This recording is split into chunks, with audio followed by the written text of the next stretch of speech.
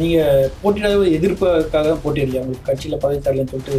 அப்படிலாம் இல்லையே, அதுக்கான எந்த காரணமும் இல்லையே. கொஞ்சம் நான் வந்து ஸ்பேடுன்னு சொல்லுவேன். அது நாளைக்கு என்ன நடக்கும், நாளைக்கு ஒரு பதவி இழந்துருவீங்க, நாளைக்கு எல்லாம் போயிடும், இதெல்லாம் நான் நினச்சி கூட பார்க்க மாட்டேன். Because I'm a self mat man. கட்சி உள்ள வந்து எல்லாருமே ஒரு பிரச்சனைக்குரிய ஒரு மனநிலை தான் இருக்கிறாங்க. ஆனால் இவருக்கு அவரை பிடிக்கல, அவருக்கு இவரை பிடிக்கல, அந்த மாதிரி ஒரு சூழல் எதுவும் நிலவுதான்? அந்த மாதிரி சூழல் நிலவுதான் என்னால் சொல்ல முடியாது. ஆனால் பாஜக அப்பராண்ட் இதில் இருக்குன்னு சொல்லுவேன். அதிமுக அப்பராண்ட் இருக்கு, அவங்களோட கொள்கையெல்லாம் திணிக்கப்படுகிறன்ற மாதிரி தான். 27 இடத்துல தான் நிற்கிறாங்க. அப்புறம் எப்படி இருக்குங்க, இதை வச்சிருக்கேன் பார்த்துட்டு இருக்கீங்க. நாம் தமிழர் கட்சி வந்து நான் ஒன்றே வேணா சீமானவனை பாராட்டுறேன். தொடர்ந்து தனியாக நிற்கிறேன்னு சொல்கிறார்ல, அதை நான் பாராட்டி ஆக மாட்டேன். தினமணி நேயர்களுக்கு வணக்கம். இன்றைய சிறப்பு நேர்காணல்ல பாரதிய ஜனதாவின் சரத்குமார் சார் அவர்கள் நம்மளோட இணைஞ்சிருக்காங்க. சார் வணக்கம். வணக்கம். எப்படி இருக்கீங்க சார்? சிறப்பாக இருக்கேன். காமராஜரின் கொள்கைகளை பரப்பவும் சமூக நீதி நிலைநாட்டவும் நீங்கள் வந்து சமத்துவ மக்கள் கட்சின்னு ஆரம்பிச்சிங்க. அந்த கட்சியின் கொள்கைகள்லாம் இப்போ என்னாச்சு? கட்சியின் கொள்கை அப்படி தான் இருக்குது. கட்சியோட மெயின் கொள்கை என்ன? சமத்துவத்தை பரப்ப வேண்டும், ஈக்குவாலிட்டின்றதான் என்னுடைய மெயின் எய்ம். அப்புறம் வந்து பெருந்தலைவர் ஆட்சியை உருவாக்க வேண்டும் என்ற எண்ணத்தில் தான் அந்த கட்சி உருவாக்கப்பட்டது. அந்த கட்சியை உருவாக்குவதற்கு பல காரணங்கள் இருந்தது. ஏன்னா நம்ம அரசியலுக்கு ஈர்க்கப்பட்டு கலைஞர் மீது அந்த ஒரு தமிழ்நாடு மெர்கன்டைல் பேங்க் வந்து ரிட்ரீவிங் இதில் வந்து என்னை வந்து ஈடுபடுத்தினாங்க. அப்போ நான் யாருன்னே யாருக்கும் தெரியாது. அப்போ ஒரு அடையாளம் காட்டப்பட்டேன். அதுக்கப்புறம் 96 ஏற்கனவே பிரச்சாரம் பண்ணியிருந்தேன்ல. 96 எந்த ஒரு கட்சியிலும் இல்லாமல் எந்த ஒரு இயக்கமும் ஆரம்பிக்காமல் அப்போ நான் வந்து கட்சி ஆரம்பிச்சிருந்தேன். நான் வந்து இன்றைக்கி ஆட்சியை பிடிக்கிற அளவுக்கு உருவாகிருக்கலாம். ஏன்னா அது ஆப்பர்ச்சுனிட்டி வாஸ் தேர். ஏன்னா அந்த டைமில் வந்து அன்று வந்து புரட்சித் தலைவர் அவர்களை வந்து எதிர்ப்பதற்கு ஒரு சக்தி இருந்த மாதிரி தெரியல. ஏன்னா DMK was not in power. So அப்போ நான் வந்து எதிர்த்து குரல் கொடுத்த பிறகு 1996ஆம் ஆண்டே நான் அரசியலுக்கு வந்த வேணாம். அப்போ களம் கண்டு அப்போ இருந்து நான் பார்த்துட்ருக்கேன். அப்போ வந்து திராவிட முன்னேற்ற கழகத்தில் அரசியல் பாடம் கற்றுக்கொண்டேன் என்று சொல்வது நான் பெருமை அடைகிறேன். கலைஞர் நான் ஒன்றும் மதிக்கிற வேணாம். அங்கேருந்து பார்த்த ட்ராவல் வந்து நம்மளுடைய எண்ணங்கள் பிரதிபலித்து நம்ம கொண்டு போய் சேர்க்க வேண்டியதெல்லாம் நம்மளால் சேர்க்க முடியலையோ என்ற எண்ணம், அங்கே ஏற்பட்ட சில கசப்புகள், அதுலேருந்து வந்தேன். அப்புறம் 1 இயர் தான் வந்து அண்ணா திராவிட முன்னேற்ற கழகத்தில் ட்ராவல் பண்ணேன். அங்கே திடீர்னு அங்கேருந்து மறுபடியும் வந்து வெளியே வரதுக்கான சூழ்நிலை என்னென்னா, என்னுடைய மனைவி அவர்களை கட்சியை விட்டு தூக்கிட்டோம், யாரும் தொடர்பு வைத்துக்கொள்ளக்கூடாதுன்னு சொன்னாங்க. அது எனக்கு வந்து ஆடாக தெரிஞ்சிச்சு. ஏன்னா அதுக்கு ரீசனிங்கும் பண்ண முடியல, போய் பேசவும் முடியல. அதாவது ஒரு தவறு செய்திருப்பேன் ஒரு குற்றம் சாட்டப்பட்டால் அந்த குற்றம் என்ன நடந்துச்சுன்னாச்சும் பேருச்சும் கேட்கலன்னு அங்கே வந்து வந்தேன். மற்றபடி ஒன்றும் பெரிய எதிர்ப்புன்ற ஒரு இதெல்லாம் ஒன்றும் கிடையாது. பட் ஐ ஃபெல்ட் இந்த மாதிரி தான் நான். நீ கேட்டீங்க முதல் கேள்வி இதுதான், ஹவ் ஐ மீன். கொஞ்சம் நான் வந்து ஸ்பேடுன்னு சொல்லுவேன். இது வந்து இது நியாயமாக எனக்கு மனசுக்கு பட்டுச்சுன்னா அது நியாயத்துக்கு நின்றுடுவது. அது நாளைக்கு என்ன நடக்கும், நாளைக்கு ஒரு பதவி இழந்துருவீங்க, நாளைக்கு எல்லாம் போயிடும், இதெல்லாம் நான் நினச்சி கூட பார்க்க மாட்டேன். Because I'm a self mat man. அந்த ரீதியிலும் அப்புறம் வந்தேன். அப்புறம் கட்சி துவங்கணும். நீங்கள் கேட்ட அதே கேள்விக்கு வந்துட்டேன். சமத்துவ மக்கள் கட்சின்னு கொண்டு போனேன். அந்த சமத்துவம்னு சொல்லும் போது பல பேர் அந்த சமத்துவத்தை ஏற்றுக்கொள்ள மாட்டேட்டாங்க. ஏன்னா நீங்கள் சமத்துவம் பேசுகிறீங்க. இங்கே வந்து என்ன அரசியல் களம் எப்படி ஆயிடுச்சுன்னா, ஒரு ஜாதிக்கு உட்பட்டதாகவே ஆயிடுச்சு. எல்லாமே ஜாதி ரீதியாகவே எல்லாரும் கட்சி போடுறது, மத ரீதியாக வாக்களிப்பது என்ற ஒரு பழக்கமாக போயிடுச்சு. ஆனால் ஒரு சிறந்த தலைவனை தேர்ந்தெடுப்பதற்கு மக்கள் தவறுகிறார்களோ என்ற எண்ணம் எனக்கு உருவாகிட்டே இருந்துச்சு. அதனால தான் சமத்துவ மக்கள் கட்சி உருவாக்கினேன். Selflessly to do service to the people of Tamil Nadu and the whole country as a whole. அதில் பயணித்தோம். நல்லா 17 இயர்ஸ் கட்சி நடத்திட்டு தான் இருந்தேன். But you not able to make inroads. அதுக்கு பல காரணங்கள். இப்போ நான் வந்து கலை உலகத்தில் இருந்து நான் பண்ணுற உதவிகள்லாம் இன்றைக்கி வந்து சோஷியல் மீடியான்றது அப்போ இருந்துருச்சுன்னா என்னுடைய ஈகை குணம் வந்து என்றைக்கோ வெளியே வந்திருக்கும். இப்போ நான் சொல்ல வேண்டியதாக இருக்குது, இதெல்லாம் பண்ணேன் அதெல்லாம் பண்ணேன், இப்போ எதுக்குப்பா சொல்கிறாரு அவருக்கு ஒரு கமெண்ட்டு. இந்த மாதிரி எல்லாம் வந்து ஒரு உட்டோப்பியன் ட்ரீம்னு சொல்லுவோம் இல்லையா, இந்த மாதிரி ஒரு சமூகம் உருவாக வேண்டும்ன்ற எண்ணத்துலேருந்து படிப்படியாக இது வந்து சாதிக்க முடியாட்டி நம்ம வந்து சாதிக்கக்கூடிய இடத்தையாச்சும் இருக்கணுன்றது அந்த final decision was made to merge my party in 2024 March 12th. ஏன்னா நான் ஒரு தேசியவாதி, நான் பேசிக்காகவே தேசியப்பட்டு உள்ளவன். நாடுன்றது ரொம்ப ரொம்ப முக்கியம்னு நினைக்கிறவன். அதனால தான் வலது தோள்பட்டில் என்றைக்கும் வந்து நான் நேஷனல் ஃப்ளாகை பச்சை குத்துனவன் நான். ஸோ எனக்கு வந்து தேசம், நான் நாடு நல்லா இருந்தால் நாட்டு மக்கள் நல்லா இருப்பாங்கன்ற எண்ணத்தில் பயணித்தவன். So now I feel this is the right way where Modi is taking a country to a very definite lead எடுத்து கொண்டு போயிட்டுருக்காருன்றது எனக்கு தெரியுது. அதனால் நான் ஜாயிண்ட். அதான் சமத்துவ கொள்கையை நான் விட்டு கொடுக்கல. இன்றைக்கும் சமத்துவத்தை விரும்புகிறவன் தான். நீங்கள் யாரும் நான் தெரிஞ்சுக்கணும்னு ஆசைப்படுவேன், நீங்கள் யாரும் தெரிஞ்சுக்கணும்னு ஆசைப்படுவேன். நீங்கள் என்னுடைய சொல்ல சக மனிதர், அவ்வளோதான். I don't bother about all these things. I am above caste, creed, religion and language, அவ்வளோதான். இப்போ நீங்கள் கட்சியை இணைச்சு 2 வருஷம் ஆயிடுச்சு. 2 வருஷம் கேட்ட அந்த தேசிய பொறுப்பு வந்து கிடைச்சதா? எதனால் நீங்கள் தேர்தலில் போட்டியிடல? தேர்தலில் போட்டியிடாததுக்கு காரணம் வந்து இட்ஸ் நாட் பிகாஸ் இந்த வேறு எந்த ஒரு ரீசன் கிடையாது. ஒரு ஸ்டேஜுக்கு அப்புறம் நான் வந்து இப்போ நீங்களே வந்தீங்க, நான் அந்த பேப்பர்லாம் எடுத்து படிச்சுட்டு இருந்தேன். எதுக்கு படிச்சேன்னா ரெஃப்ரெஷ் பண்ணுறது ஒன்று இருக்குல்ல. ஸோ எதை செஞ்சாலும் அது அந்த செய்வன திருந்த செய் அப்படின்னு நினைக்கிறோம் நான். அப்போ சட்டமன்றத்துக்கு போனால் அதுக்கு ப்ரிப்பரேஷன் வேணும், அதுக்கு டைம் வேணும். நான் வந்து தென்காசியில் இருக்கும்போது நான் படத்தில் நடிச்சிட்டு இருந்தால் கூட தென்காசியில் 15 நாள் இருந்தால் 15 நாள் வந்து என்ன சட்டமன்றத்துக்கு போயிடுவேன். நான் சட்டமன்றத்தில் அதிகமான கேள்வி 8000க்கு கேள்வி கேட்டது வந்து சரத்குமார் தான். அப்படி இருக்கும்போது அந்த டீப்பாக ஒர்க் பண்ணணும்னு நினைப்பேன். அந்த ஒர்க் பண்ணுறதுக்கு எனக்கு மனநிலை இருக்கா அப்படின்னு கேட்டால் I can be administration side of the party giving a post, administration side giving ideas, brainstorming sessions, strategies, இதெல்லாம் வந்து என்னால் பண்ண முடியும். ஒழிய ஒரு தொகுதியில் போய் நான் மாட்டிக்கிட்டு அந்த தொகுதியில் செயல்படணும்னு சொல்லும்போது I think I've grown out of thatன்னு சொல்கிறேன். ஐ would like to do something to the country and strengthening the center அப்படின்னு நான் நினைக்கிறேன். இந்த கட்சியை 2031 ஆட்சி கொண்டு வர முடியுமா என்ற எண்ணத்தில் பயணித்து கொண்டிருப்பதால் இதுக்குள்ளே நான் போய் மாட்டிக்க வேணான்னு பார்த்தேன். மாற்றல, இதுக்குள்ளே போய் சேர்ந்துட வேண்டான்னு பார்க்குறேன். இப்போ நீங்கள் போட்டியிடாத எதிர்ப்புக்காக தான் போட்டியிடலையா? உங்களுக்கு கட்சியில் பதவி தரலன்னு சொல்லிட்டு? அப்படிலாம் இல்லையே, அதுக்கான எந்த காரணமும் இல்லையே. நான் தான் போட்டியிடலைன்னு முதலே சொல்லிட்டேன். எந்த ஒரு எதிர்ப்பும் கிடையாது. என்னை பொறுத்தவரை என் கட்சியில் இருக்கிறவங்களுக்கு வந்து ஒரு ஆதகம் இருந்ததை வெளிப்படுத்துறதுக்கு ஒரு மீட்டிங் ரீசனாக போட்டிருந்தேன். அந்த ஆதகம் என்னன்னா, நீங்கள் 2 வருஷம் இருக்கும் நம்ம எஃபெக்டிவாக இருந்துட்டு இருந்தோம் இல்லையா. இப்போ அதில் ஏதாச்சும் ஒரு மீட்டிங் நடக்கும், மாதத்துக்கு ஒரு மீட்டிங் நடக்கும். அதெல்லாம் நடக்கலையே. நம்ம வந்து நீங்கள் எந்த இதுலையும் கமிட்டியில் இல்லை, ஏதாச்சும் ஒரு அட்மினிஸ்ட்ரேட்டிவ் சைடில் இல்லை அப்படின்னும் போது அவங்களுடைய ஆதங்கத்தை வெளிப்படுத்தும் போது அந்த ஆதங்கம் எனக்கும் இருக்கும்ல. ஆதங்கத்தை வெளிப்படுத்த உரிமையை வந்து அப்பாட்ட கேட்குற மாதிரி போய் கேட்கணும். இந்த மாதிரி இருக்குது, என்ன பண்ண நடக்குதுன்னு சொல்லி கேட்கறது தான் நடந்து சொல்லி இப்போ எல்லா பதவியும் அன்றைக்கி போட்டுட்டு தான் எல்லாம் ரெடியாக தான் இருந்துச்சு. இந்த தேர்தல் அறிவிச்சிட்டாங்க, எல்லாம் போகும்போது கொஞ்சம் ஸ்லோ டவுன் ஆனதை உடனே ஸ்பீடப் பண்ணிட்டாங்க. ஏன்னா தேர்தல்களை சந்திக்கும் போது என்னுடன் வந்து சேர்ந்தவர்களும் இணைந்தவர்களும் அந்த தேர்தல்களை எப்படி சந்திப்பாங்க? ஏற்கனவே பொறுப்பில் இருந்தவங்க இன்றைக்கி பொறுப்பில் இல்லை அப்படின்னும் போது அவங்களுக்கு கொஞ்சம் சின்ன வருத்தம் வரும். அந்த வருத்தத்தை வந்து சரி செய்தோம்னு சொல்லலாம். பியூஷ் கோயல் அவர்கள் வந்து உங்களை சந்திச்சிருந்தாரு, வீட்டுக்கு வந்திருந்தாரு, மதிய உணவுலாம் அறிந்திருந்தாரு. அப்போ என்ன பேசினார்? நீங்கள் அந்த கட்சி நீங்கள் ஒரு கூட்டம் நடத்திருந்தீங்களா உங்களோட ஆதரவாளர்களோட? அந்த கூட்டம் பற்றி ஏதாவது நீங்கள் அவரோட பேசல? அது வந்து that is a state issue. Okay, நான் வந்து எனக்கு வந்து அவங்க சொன்னது நடந்தது, அந்த ஆதங்கத்தை வெளிப்படுத்தினார்கள் என்பதை மறுநாளே போய் மாநில தலைவரை பார்த்து கொடுத்தேன், மனு கொடுத்து இந்த மாதிரி இவங்களுக்குலாம் ஒன்று பதவி வராமல் இருக்குது, அது கொடுத்தா நல்லா இருக்கும்னு சொல்லிட்டு என்னுடைய கட்சிக்காரர்கள் வந்து சில இடத்துல நின்னா நல்லா இருக்கணும் அப்படின்னு சொல்லிட்டு வந்தோம். அதுக்கு ரெஸ்பான்ஸ் என்ன இருந்தது அப்படின்றது அதான் சொன்ன. பொறுப்புகள் போடப்பட்டன. அதுக்கு வந்து ஏற்கனவே வந்து நான் வந்து நிற்க மாட்டேன்னு சொல்லுவேன்றதை அவங்க எதிர்பார்க்கல. அது நான் உறுதியாக நிற்கணும்னு சொல்லி கடைசி வரைக்கும் சொல்லிட்டு தான் இருந்தாங்க. நீங்கள் நிற்கணும் ஒரு தொகுதியிலாச்சும் நின்றுடுங்கன்னு.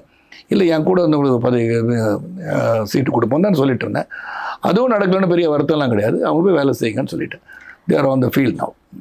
பாஜகவில் வந்து பலர் வந்து போட்டியிடலை அப்படின்னு சொல்லியிருக்காங்க. இந்த தேர்தலில் சரத்குமார் சார் ஆகட்டும், அண்ணாமலை சார் ஆகட்டும், பலர் போட்டியிடலை. கட்சிக்குள்ள நிறைய பேர் என்ன சொல்கிறாங்கன்னா, ஏதோ ஒரு சுமூகமான ஒரு சூழல் இல்லை பாஜகக்குள்ள. வெளியில் வந்து பெருசாக தெரியலனாலுமே கூட கட்சி உள்ளே வந்து எல்லாருமே ஒரு பிரச்சனைக்குரிய ஒரு மனநிலை தான் இருக்கிறாங்க. ஆனால் இவருக்கு அவரை பிடிக்கல, அவருக்கு இவரை பிடிக்கல, அந்த மாதிரி ஒரு சூழல் எதுவும் நிலவுதான்?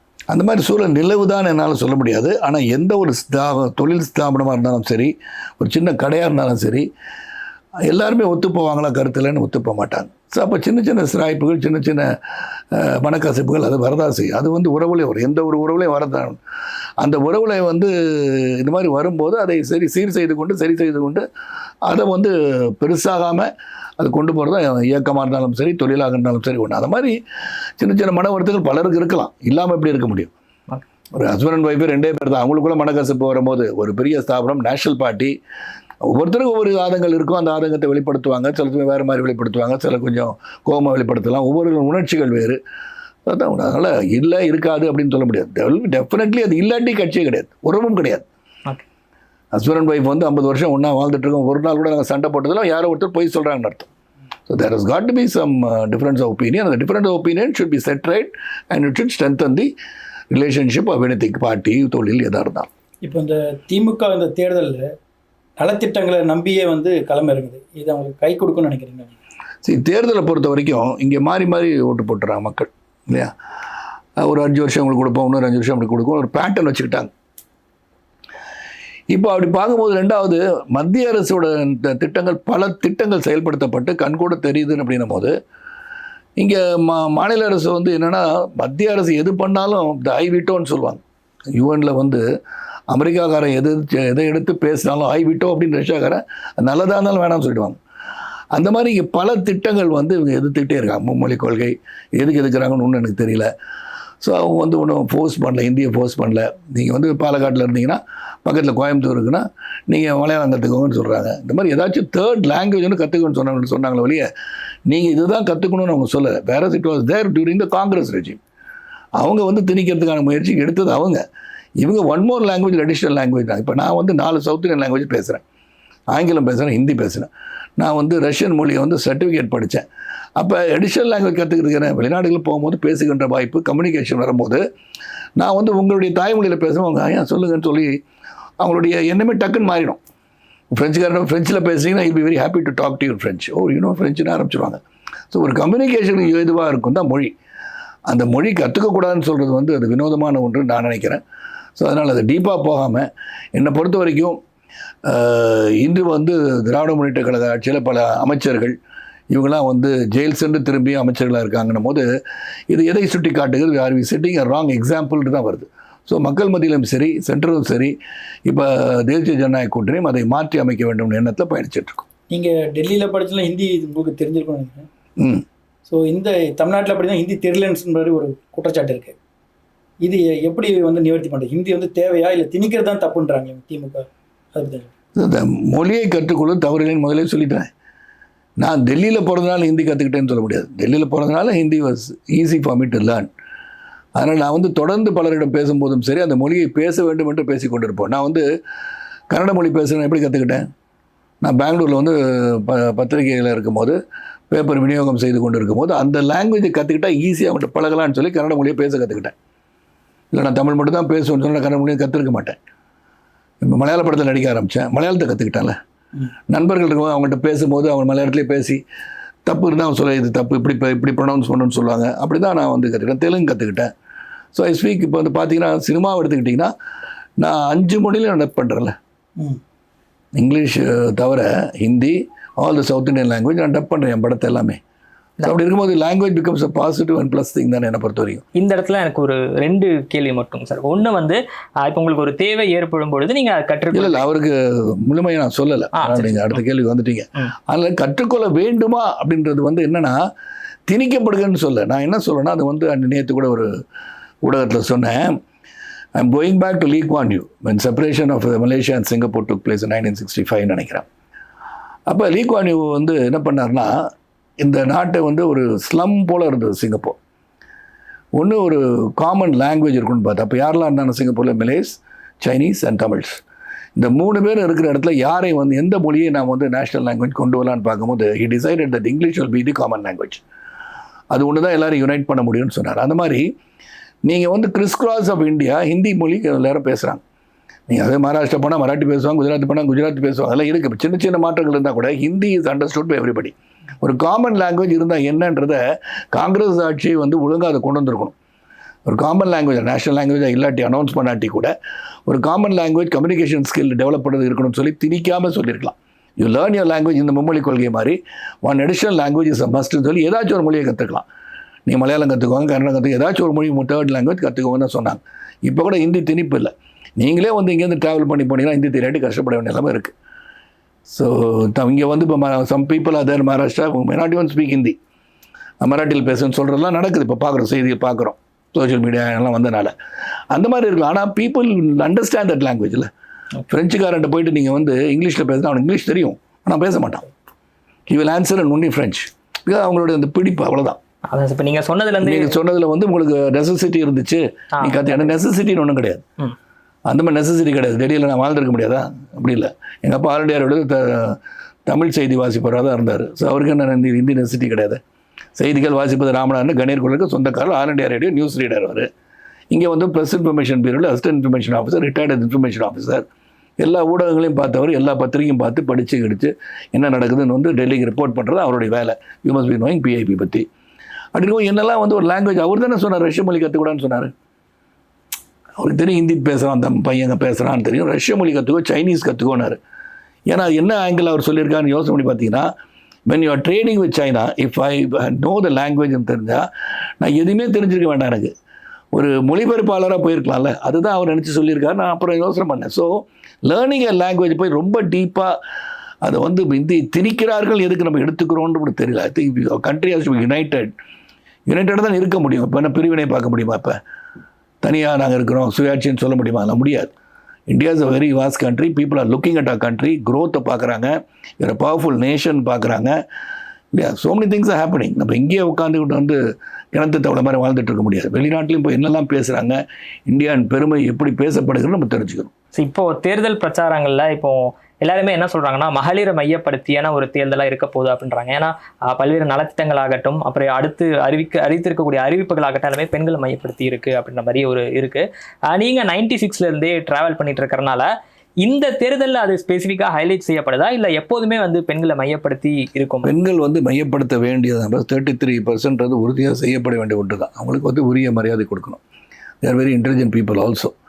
நீங்கள் எடுத்திங்கன்னா உங்களுக்கும் எனக்கும் தெரியாத மருத்துவம் வந்து நம்ம அம்மாவுக்கு தெரியும்.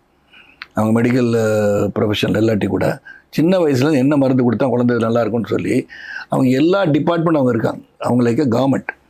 அதனால் மகளிருக்கு வந்து ஒரு இம்பார்ட்டன்ஸ் கொடுக்கறது வந்து நியாயம் தான். ஸோ மகளிர் ஷுட் பி என்கரேஜ்டு. அதனால் அதுதான் மையப்படுத்தி இல்லாத மையப்படுத்துனது நல்லதுன்னு சொல்கிறேன். தமிழகத்தில் ஆல்ரெடி 11% வளர்ச்சி, பொருளாதார வளர்ச்சி திமுக எட்டியதுன்னு சொல்லிட்டு அவங்க பிரச்சாரம் பண்ணுறாங்க. ஆனால் நீங்கள் டபுள் இன்ஜின் சர்க்கார் இருந்தால் தான் வளர்ச்சி வரும்ன்றீங்க. இதில் எது வந்து முக்கியம்? See, without center self, the state cannot function. And we are all contributing to the center. அதான் உண்மை. நீங்கள் வந்து ஜிடிபிக்கு வந்து அதிகமாக பங்களிப்பதை வந்து தமிழகம் வந்து யாரும் மறுக்க முடியாது. ஜிடிபி growthக்கு வந்து the greatest contribution from சவுத்துன்றது தெரியுது.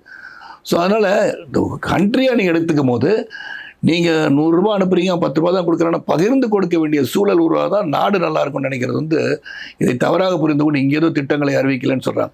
இவங்க வந்து திட்டம்ன்றது சொல்கிறது அந்த எஜுகேஷன் பாலிசி மட்டும், நியூ எஜுகேஷன் பாலிசி அக்செப்ட் பண்ணல, அதுக்கான நிதியை பற்றி பேசாமல் எல்லாம் கொடுக்கலன்றாங்க. எவ்வளோ டெவலப்மெண்ட் நடந்திருக்கு. மெட்ரோ ரயில் திட்டம்னா யாரோட திட்டம், வந்தே பாரத்லாம் யாரோட திட்டம், கெட்டிங் பெனிஃபிட்டட் இல்லைன்னு சொல்ல முடியாதுல்ல. இப்போ வந்து பாராளுமன்றத்தில் கூட தான் சிதம்பரம் வந்து ஒரு இளநீ கடையில் வந்து என்ன வைஃபையாக இருக்குது, இதெல்லாம் பண்ண முடியுமா, சாத்தியபூர்வம். நான் இன்னி கூட நான் வந்து வாக்கிங் மாதிரி அப்படியே போயிட்டு வந்தேன். அங்கே பார்த்தா சாதாரண இப்போ தான் ஒரு பைனாப்பிள் வச்சுக்கிட்டு அவங்க வந்து ஜூஸ் கடை வச்சுருக்காங்க. ஒரு அம்மா திரும்ப கூகுள் பே வச்சுட்ருக்காங்க. அதுக்கு என்ன வைஃபை கனெக்ஷன் இருக்குது. முற்போக்கு சிந்தனையோடு இந்த நாடு சிறப்பாக சென்று கொண்டிருக்கும் போது we should be united in developing the கண்ட்ரின்னு நினைக்கிறேன் வேணாம். அதுதான் என்னுடைய ஒரு leader should be there, visionary leader should be there.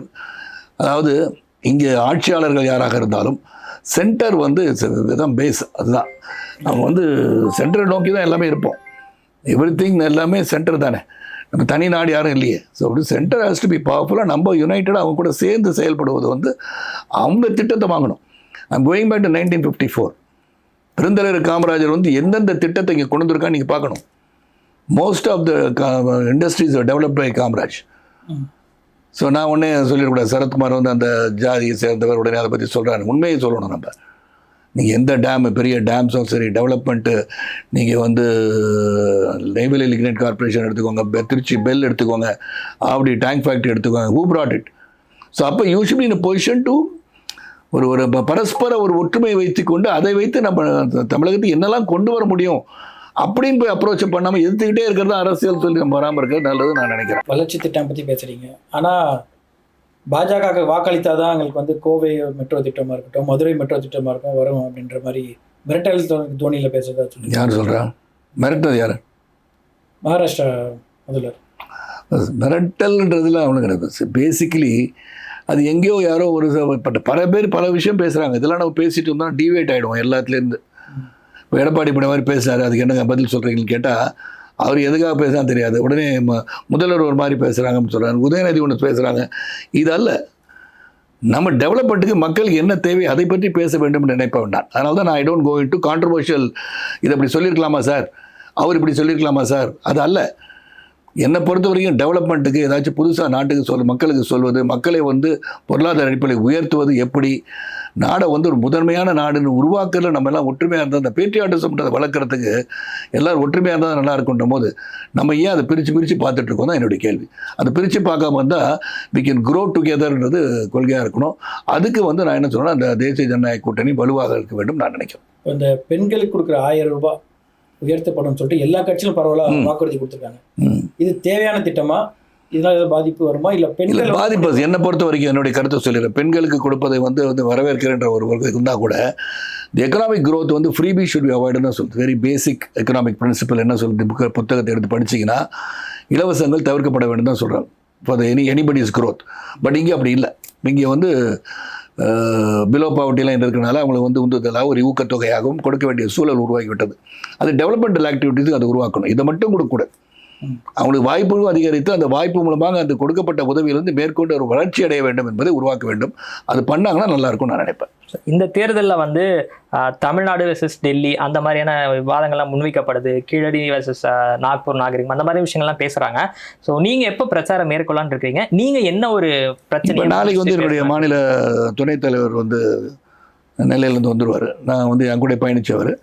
So உட்காந்து சார் சார்ட்ஸ் ரெடி பண்ணியிருக்கோம். அந்த சார்ட்டை வந்து ஏற்கனவே பிழிச்சு வரும்போது எப்படி பண்ணலாம், நான் எப்படி பண்ணேன், 96 எப்படி தேர்தலை சந்தித்தோம், என்ன மாதிரி வியூகத்தை நான் பயன்படுத்தினோம், எப்படி செயல்படுத்தால் சிறப்பாக இருக்கும், எஃபெக்டிவாக இருக்கணும்ல. முந்தி மாதிரி இல்லை. இப்போ எல்லாருமே காலையில் வெயில் கடுமையாக இருக்கணும்னு 4 மணிக்கு மேலே தான் கிளம்புறேன்றாங்க. அந்த 4 மணி 5 மணி ஆகிடுது. 5 மணி டு 10 மணியில் 9 மணி டயர்ட் ஆகிடுவாங்க. ஏன்னா இப்போ மக்களும் வந்து டிவி நிறையா வந்துருச்சு, என்டர்டெயின்மெண்ட் ஆஸ்பெக்ட்ஸ் வந்துருச்சு. அவங்க வந்து அப்படியே போய் 9 மணிக்கெலாம் போய் படுத்துடலாமான்னு நினைக்கக்கூடிய சூழல் உருவாயிடுச்சு. அப்படி இருக்கும்போது அந்த 4 ஹவர்ஸில் 15 days 4 ஹவர்ஸ்னால் ஒரு 60 எப்படி பண்ண போகிறீங்க, அது எப்படி கொண்டு போய் சேர்க்க முடியும்? இப்போ social media is taking over. Whether it's docking the truth are talking the lies, என்ன உண்மையாக பொய்யா ஏஐயா இதே கணிக்க முடியல யாராலையும். அதனால் மக்கள் எப்படி ஜட்ஜ் பண்ண முடியும் ஷார்ட் பீரியட் ஆஃப் டைம்னா இந்த லாங்கர் பீரியட் ஆஃப் டைம் தான். இப்போ 5 ஆண்டு கால ஆட்சியை பற்றி பேச வேண்டும். மத்திய ஆட்சி எதற்காக தேசிய ஜனநாயக கூட்டணி அவங்க திட்டங்கள் வந்து நாடை சிறப்பாக எடுத்துச் செல்வதற்காக இங்கே வலுவான இருக்கிற அனைத்து அண்ணா திராவிட முன்னேற்ற கழகம், சென்ட்ரலில் ஸ்ட்ராங்காக இருக்க கட்சி, இங்கே இன்ரோட்ஸ் வந்துட்டு இருக்க கட்சி. கேரளாவில் இன்ரோட் வரும், நீங்கள் பார்த்தீங்கன்னா வரும், ரிசல்ட் வரும் பார்ப்போம். West Bengal maybe there is an inroad. Tamilagam மட்டும் ஏன் மாறுபட்டு இருக்கணும்? ஆக இங்கேயும் நம்ம வந்து மக்கள் வந்து பயனடையணும் இல்லையா? அதுக்காக தேசிய ஜனநாயக கூட்டணி வெற்றி பெறுவதற்கான இந்த மாதிரி தான் நம்ம வந்து பிரச்சாரமாக இருக்கும். அந்த வியூகத்தை வைத்து தான் நான் பிரச்சாரம் செய்யலான் இருக்கேன். தமிழகத்தில் அரசியலில் பார்க்க போனால் அதிமுக வந்து பாஜக அபகரிக்கிறது, அவங்கள்ட்ட அடமானம் வச்சுட்டாங்க அப்படின்ற மாதிரி இல்லை, ஒவ்வொருத்தரும் அதான சொல்ல முடியும். இவங்க வந்து அப்படி சொல்லணும். இப்போ இவங்க வந்து இப்போ திராவிட முன்னேற்ற கழகம் பாரதிய ஜனதா கட்சியோட கூட்டணி வச்சு அனைத்து இந்த திராவிட முன்னேற்ற அதான் சொல்லியிருப்பாங்க. ஸோ இதை தான் சொல்கிறேன். I don't want to go into these sort of political ideologies and ideas. நம்ம என்ன பண்ண போறீங்க, என்ன பண்ண போகிறீங்க, என்ன புதுசாக பண்ண போகிறீங்க, நீங்கள் அது கடன் அடைக்கிறது அவங்களும் சொல்லட்டுமே. 10 லட்சம் கோடி கடன் வந்ததுக்கு ஒரு காரணம் வந்து டெவலப்மெண்ட். கடன் வாங்க டெவலப்மெண்ட். பாஜக அப்பர் ஹேண்ட் இதில் இருக்குன்னு சொல்கிறாங்க. எதில் upper hand? AIADMK upper hand இருக்குது. அவங்களோட கொள்கையெல்லாம் திணிக்கப்படுகிறன்ற மாதிரி தான் 27 இடத்துல தான் நிற்கிறாங்க. அப்பர் ஹேண்ட் எப்படி இருக்குங்க? இதை வச்சுருக்காங்க, பார்த்துட்டு இருக்கீங்க. முன்னே 27 பிளேஸஸ் தான் நிற்கிறாங்க இல்லையா? அப்புறம் கூட்டணி கட்சிக்கெல்லாம் கொடுத்துருக்காங்க. ஏசி சண்முகத்துக்கு கொடுத்துருக்காங்க, அப்புறம் வந்து ஜான் பாண்டியன் கொடுத்துருக்கு, இந்த மாதிரி கொடுத்துருக்காங்க. சரி, அப்பர் ஹேண்டுன்னு சொல்கிறதுக்கு ஒன்றுமே கிடையாது. ஸோ என்னை பொறுத்த வரைக்கும் இங்கே வந்து ஒரு ஆட்சி மாற்றத்தை காண வேண்டும். அதுக்கு வந்து ஜஸ்ட் இந்த தேர்தலில் வந்து அந்த கூட்டணி தான் வலுவாக சேர்த்து நம்ம அது கொண்டு நம்முடைய இந்த செயல்பாட்டை மத்திய அரசு திட்டத்தை வலுவாக செயல்படுத்தியிருக்கோம்னு சொல்லி இந்த வியூகத்தை தான் நம்ம எடுத்துகிட்டு போகணும் அப்படின்னு சொல்லிட்டு ஏற்கனவே அவங்க ஆட்சி புரிஞ்சிருக்காங்க, புரட்சி தலைவர் இருந்திருக்காங்க. அதுக்கு முன்னாடி எம்ஜிஆர் வந்த கட்சி. ஸோ ஒரு பாரம்பரியம் உள்ள கட்சி. இந்த கட்சியோடு இணைஞ்சு நம்ம செயல்பட்டு இன்று இருக்கிற ஆட்சியாளர்களை மாற்ற வேண்டும் எண்ணம் தான் இப்போ இருக்குது. அதுதான் வியூகமே. அந்த வியூகத்துக்கு வந்து செயல்படுறாங்க. அதனால் இவங்களை கபலீகரம் பண்ணிட்டாங்கன்னு அதை எப்படி கபலீகரம் பண்ண முடியும்? அது பண்ணுறதுக்கான வாய்ப்பும் கிடையாது. இதெல்லாம் 2 தான் முதலே சொல்லிட்டேன். ஒன்லி 2 ஸ்ட்ராங் பார்ட்டிஸாக வந்து வலுவாக வந்தது டிஎம்கே, அனைத்து ஏடிஎம்கே 2 தான். அப்படி இருக்கும்போது இதில் ஒரு கட்சியோட இணைவு தான் அந்த காலத்தில் நடந்துருச்சு. நீங்கள் பார்த்தீங்கன்னா முதல்ல வந்து கீழே சூரியன் மேலே கையின்னு சொல்கிறதெல்லாம் போயிட்டு இருந்துச்சு அந்த காலம். அப்புறம் ஏடிஎம்கே வந்துச்சு இலை, அப்புறம் காங்கிரஸோட அவங்களும் சேர்ந்தாங்க. So this is what is happening. Always the central figure இந்த ஸ்டேட். அப்படி இருக்கும்போது நம்ம அதை தான் இப்போ இருந்துட்டு இருக்கலாம். கபலீகரம் பண்ணுறான்னு சொல்கிறதுக்கு ஒன்றுமே கிடையாது. இங்கே அது எப்படி பண்ண முடியும்? முதல்ல நாதாக்கா வந்து தனித்து போட்டிடுறாங்க, 10 வருஷமாக களம் கண்டு வராங்க. அவங்களால சாதிக்க முடியுன்றது நீங்கள் அவங்க என்ன மாதிரியான சாதனைகள் பண்ணணும்னு நினைக்கிறீங்க? நாம் தமிழர் கட்சி வந்து நான் ஒன்றே என்ன சீமான் நான் பாராட்டுறேன், தொடர்ந்து தனியாக நிற்கிறேன்னு சொல்கிறார்ல, அதை நான் பாராட்டி ஆக வேண்டும். அவர் கொள்கை அடிப்படையில் வந்து தமிழ் தேசியத்திலே கொண்டு போயிட்டுருக்காரு. ஏன்னா தமிழ் தேசியம் மாறணும். லாங்குவேஜில் வரும்போது இங்கே யாரெல்லாம் இருக்காங்க தமிழகத்தில் அனைவரும் தமிழர்களாக தான் அப்படின்னு சொல்ல முடியாது. Lot of different language speaking people are here. Almost Telugu speaking பீப்புளே ஆல்மோஸ்ட் 27%. அது எந்த அளவுக்கு 27%, 25%. அப்புறம் நீங்கள் பார்த்தீங்கன்னா கோயம்புத்தூரில் போனீங்கன்னா நிறைய பேர் தெலுங்கு தான் பேசுகிறாங்க. விருதுநகர் அந்த பக்கம் போனால் தெலுங்கு பேசுகிறாங்க. ஈசிஆர் ரோட்டில் போனீங்கன்னா எல்லாமே ரெடியாஸ் தான் இருக்காங்க, தெலுங்கு பேசுகிறாங்க. ஸோ இங்கே தமிழ் தேசியம் இங்கே வந்து அது மட்டும் பேசினா வெற்றி பெற முடியுமான்னு எனக்கு தெரில. ஸோ இப்படி எல்லாருக்கும் பொதுவாக பேசுகிறது இருந்தால் சீமான் எடுத்துக்கொண்டால் நிச்சயமாக வருங்காலத்தில் அவருக்கான வாய்ப்புகள் வரலாம்.